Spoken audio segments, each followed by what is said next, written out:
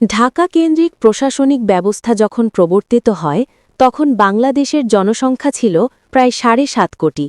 বর্তমানে সেই জনসংখ্যা বেড়ে দাঁড়িয়েছে প্রায় ১৭-১৮ কোটিতে, অর্থাৎ প্রায় ১০ কোটি মানুষ বৃদ্ধি পেয়েছে, যে সংখ্যাটি অনেক দেশের মোট জনসংখ্যার থেকেও বেশি।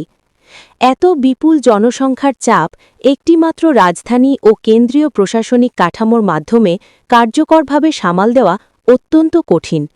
এর ফল হিসেবে ঢাকা অতিরিক্ত জনসংখ্যা, যানজট, আবাসন সংকট, প্রশাসনিক জটিলতা ও সেবা ব্যবস্থার ভাঙনের মুখে পড়েছে।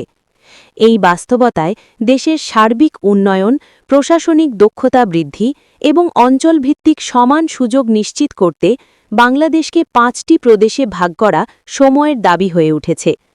প্রদেশভিত্তিক প্রশাসন চালু হলে স্থানীয় সমস্যা স্থানীয় পর্যায়ে দ্রুত সমাধান সম্ভব হবে, উন্নয়ন কার্যক্রম বিকেন্দ্রীকরণ হবে এবং রাজধানী কেন্দ্রিক চাপ কমবে।